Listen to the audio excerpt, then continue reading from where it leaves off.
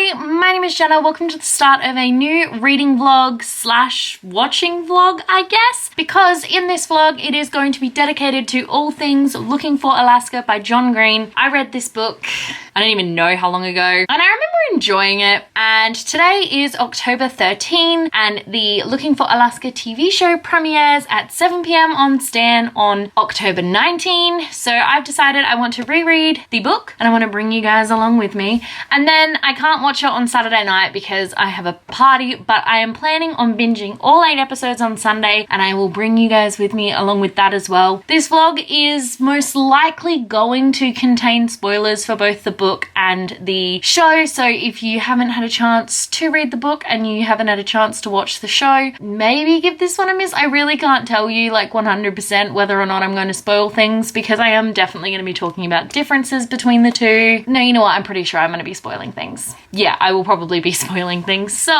if you have read Looking for Alaska and you have watched the TV show, then definitely watch this video because I'm going to be talking all things Looking for Alaska. Hello. So I am 57 pages into my reread of Looking for Alaska and I remember literally nothing from this book apart from like, you know, the big thing that that happens, and I don't even remember when it happens. I assume it's like towards the end of the novel but not quite the end of the novel because I know the characters are gonna have to deal with all that later. I remember liking the book the first time I read it. I don't know if I'm liking it now, but I guess we'll have to keep reading to see. Hello everybody, I've just finished my reread of Looking for Alaska. Gave it 3 out of 5 stars because I did not enjoy reading it as much as the first time. So I just had some issues with the novel. Not really issues, but I found it kind of boring at times and I didn't like the character of Alaska. I liked her a lot more once she died. I'm not going to lie. I thought her character, while she was important in the first half of the novel, I feel like her death obviously is the most important part of the novel, and so from the after moments I really started to feel more feelings and everything got a bit harder, and when they were doing the final prank I was like, oh, lots of things are happening. So I don't know how well the book is going to adapt to a television series. Like, it's quite short. I feel like they're gonna add some things in. So I was reading the blurbs of each of the episodes and let's read them all together, shall we? Oh, there it is. Hello. So the first episode is called Famous Last Words and it says Miles Halter seeking a more than minor life enrolls at Culver Creek Academy, and basically it's just him gonna be meeting everyone. But the second episode, Tell Them I Said Something, says an expulsion ignites an escalating prank war with the weekday warriors as both sides try and discover who is the right inside Culver Creek. So the expulsion, like, that's gotta be talking about Myra, yeah, like the friend that Alaska rats on. So clearly that's not happening until the beginning of the series, like episode 2. I don't know, it's gonna be weird, but I am excited. I'm gonna watch it tonight and I'm really keen to sort of see what happens and how they've adapted it and whether or not I feel more emotions on the show than I did in the book. Because in the book, like, she died and it was sad, but I feel like the show is, if they do it right, I'm gonna actually cry, but we'll see. And here we go. Woohoo! Guys, I'm a minute in and they've already shown the car crash. Like, I mean, sure, suspense, you know, like what happened in the car crash and whatnot, but with that image in their minds, people are gonna guess really quickly what happens, and that bugs me. It really bugs me. Is the dad in this Ted from Stranger Things? I have to look this up. I have to know. Oh my goodness, it is, guys! He is Ted Wheeler! Oh, wow. This guy's gonna be a terrible parent in 2 TV shows. Awesome. Actually, Miles's dad isn't too bad, but like Ted Wheeler, he's got a problem. I have feelings about the first episode. Look, I like it so far, but I do have issues with the fact that they show the car crash.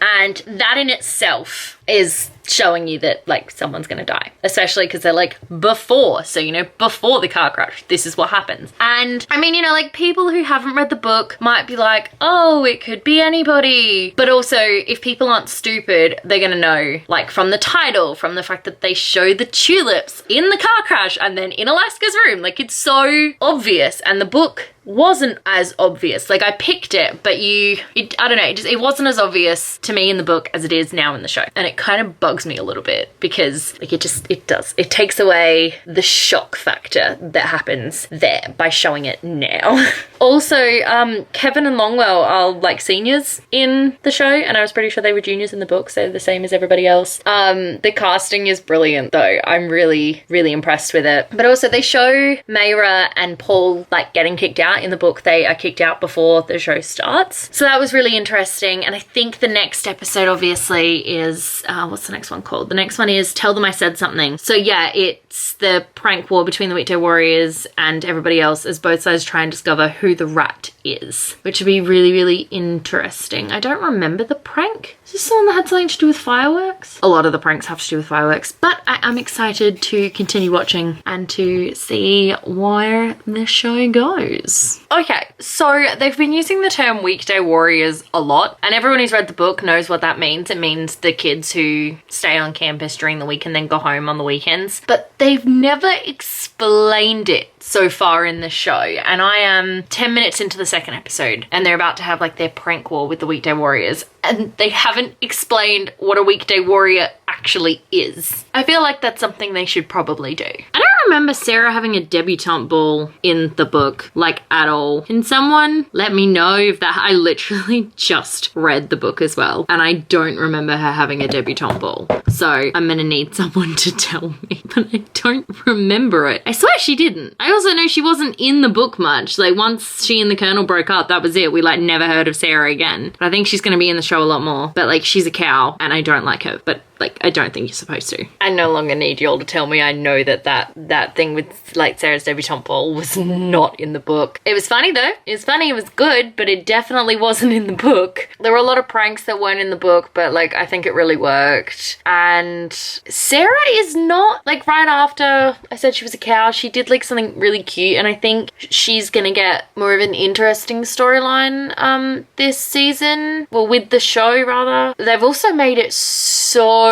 obvious that Alaska is the rat. Like, I was thinking about it before, and they show in the very first episode, they show her burying her alcohol, and you hear like a branch snapping, and it's not, and then the next thing of her you see, she's walking like along a bench and she's crying, like along a bridge and she's crying, and then you see her sitting like in a cafe or something, I don't know, but basically she didn't get in trouble for it, her roommate did. And then in this last episode they've just seen that yes, it was the eagle who spotted her, and the eagle obviously sort of spoke to Miles and was like, oh, you know, unless we can come to some sort of agreement, you're gonna get in trouble. And then Alaska being a scholarship kid, it's all very obvious that she's the rat. Bugs me how obvious it is, but I am really liking it, and I did really enjoy the debutante ball. It was a really nice addition, but it wasn't in the book.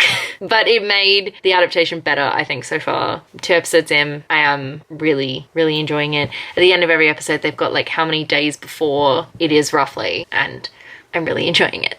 Hey guys, so I just finished episode 3 of Looking for Alaska, and they've definitely gone for more substance in the show than they have in the book. There's a lot of things that are new. So we had, we got the triple date, well, the triple and a half date with everybody, and then we sort of split everybody off, and we had Lara and Miles go to the hospital for Miles's concussion. That was really funny and done really, really well. But then we had Alaska go off with Jake to the college party, and everything sort of went on from there. And I don't know, I feel like all the stuff they're adding in is adding such a depth to the show that the book for me just doesn't have. So I think I'm enjoying the show a little more than I like the book. Which isn't really a bad thing, you know, it's a really good adaptation so far. I'm really loving it. The characters are so good, the acting is incredible, and I am loving the storylines that they are adding in. Well, they're not even really adding stuff in, they're just taking those important character moments and just expanding on them, and I love it. I really, really do. This one was 43 days before, so Who knows what's gonna happen next? I think next is Thanksgiving, which I'm really keen to see because the Thanksgiving in the book was really quite cute. Hello! So I just watched episode 4, The Nourishment is Palatable, which was the Thanksgiving episode, and it was beautiful. I really enjoyed the Thanksgiving episode. Dolores is hands down my favorite character. Actually, my favorite character. Love it so much. But it was really interesting. We got a story for Dr. Hyde, which we obviously didn't have in the book, and it was a heartbreaking story, but I really, really liked it, and I loved getting to see him at Thanksgiving and all of that, and the show is not afraid to go places that the book didn't go, and I am really loving that. I am actually really excited to find out what happens next, I'm not gonna lie. Like, I know what happens next, but I'm excited to see it. I have to say, knowing that Alaska is gonna die, knowing how she dies and why she rushes out as quickly as she does, it's definitely making me watch the show differently to how I'm imagining people who haven't read the book are going to watch it. They're going to see her as getting sadder and sadder and lonelier, and when all the stories, like all the questions come up about her having committed suicide or was it an accident, I think that is going to be something that's going to hit people really hard. I know Dr. Hyde's story really got me in the feels, so I'm really looking forward to seeing if what happens to Alaska can get me in the feels. I hope it does. I really, really hope that it does, but I mean, we'll have to see. That episode finished on 7 days before, and like, I'm not ready at all. So we had a dance, which again, I don't remember seeing in the book, but it was really cute. And the prank to end all pranks, actually, so pretty much the Weekday Warriors flooded Alaska's room and ruined her life's library, which I remember happening a lot earlier in the book, but it works perfectly at this point in time in the show because we needed something to bring all our characters back together to be friends again, and so it worked beautifully, like so good. I was so impressed. And then we had the dance, and they're actually giving the eagle like a backstory and a love story, and it's so cute. I love it. And then obviously we had our group do the prank, which in the book I think it was the progress reports, and in the show it's sending college applications off all about the diarrhea for Kevin and Longwell, which is hilarious. And obviously Lara participates, and we got to see the fox hat because no one outruns a fox. It was really good. I think the show is so much better than the book. I am enjoying the show so much more. The show has got so much more depth and substance, and these characters feel real, and their lives and their problems and their heartaches, they all feel so much more real than they did in the book. So I am thoroughly impressed with everything that's happening, and I'm not really ready to watch the last 3 episodes because, I mean, if that was only 7 days before, then that means at the end of the next episode I think is gonna be the car crash, and I'm just like, that's so sad. I can't even, yeah, so sad. On the bright side, the promo pic they've got for episode 8 is Speaker Day, so clearly we're gonna have the prank to end all pranks, the very famous one that Alaska dreamt up. I'm gonna go to bed and I will check back in with you guys once I watch episode 6, but like at the moment I'm dangerously close to having feelings. We are not even 30 seconds into episode 6 and I already hate the show for what it's done. Showing us the zoo, not okay. I'm also trying to be non-spoilery because I can hear my mum moving around and I know she wants to watch the show. But yes, zoo, not a good time. Guys, I just said 1 day before and like, I'm not ready. I'm not ready. I have a snow leopard and I'm still not ready. Guys, they did the blowjob scene. I wasn't sure if they would, but they've got the scene where Lara and Pudge ask Alaska's help to how to do a blowjob. It was like the most random scene in the novel and it's just as random in the show. Like, we all know their relationship isn't working out. Even if you haven't read the book, you know their relationship's not working out. So I'm way more interested in what's happening with Chip right now because he's like getting kicked out of school and that's real sad. And I don't remember him getting kicked out of school in the book. So maybe Alaska's gonna take the fall for him. I don't know. But it'll be interesting to see if they make like big changes from here because it looks like they're going to, and I'll be interested to see what they do. So everything is a little bit different. Like I said, it looks like the Colonel really is getting expelled. He got drunk and he passed out. And then Miles and Alaska actually slept together, which they don't do in the book. They just sort of make out, but they actually slept together, and then she still woke up and answered the payphone and she she still came back being like, I have to get out of here, I have to leave. So the Colonel still set off fireworks and Miles helped with the gate and she drove off. We didn't see the crash, but yep. It's definitely like pulling on my heartstrings, but it's also so obvious. Anyone watching this show, even if you haven't read the book, you are going to know immediately. Like the second she drives off, you're gonna be like, well, this girl's dead. So that's fun, but also super sad. It's such a good show. Like this show, 1,000 times better than the book. I can't even begin to explain how much better it is than the book. The book is not sad. The show is very sad. Ugh. I'm literally only like 8.5 minutes into episode 7, and all that's happened is the Eagle has told everybody that Alaska has passed away, and I'm a mess. It was very, very, very well done. Awful and heartbreaking, but very, very, very well done. I'm very impressed. Got my little contemporary hating heart to cry. So the show is definitely doing something that the book is not. And I think it's simply just because the show is going places that the book was too afraid to go. And I'm now not ready to watch the Colonel pack up his life and leave Culver Creek, because like if he and Alaska leave, I just will not be okay. Wow. I look good. Not gonna say much about episode 7 because it's very hard to watch. I will say it is a damn sight more emotional than it is in the book. There is a Longwell Eagle scene, which I wasn't expecting because it isn't in the book, but like had me sobbing.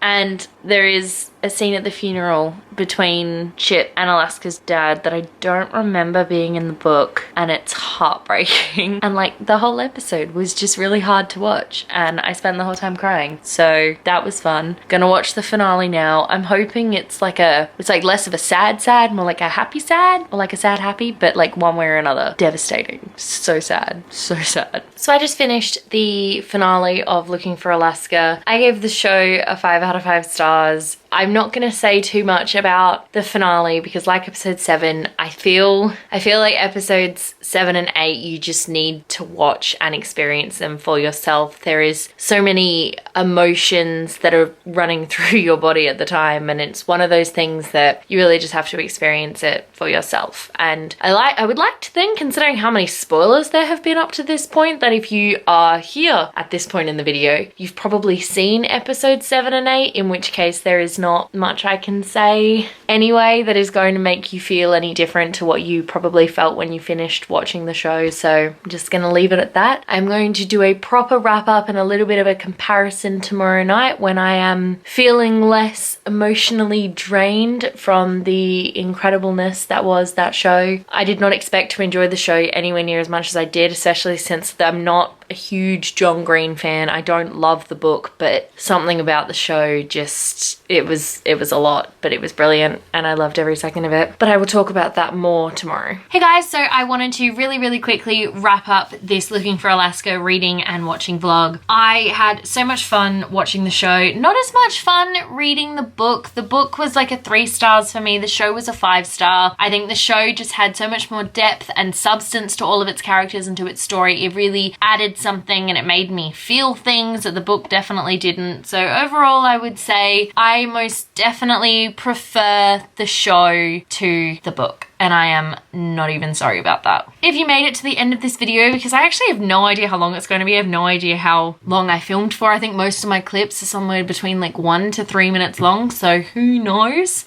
But thank you so much for watching. Let me know in the comment section below what you think of the Looking for Alaska book and TV show, because I would absolutely love to know. If you like this video, be sure to give it a huge thumbs up and don't forget to subscribe to my channel so you don't miss a thing. Stay random.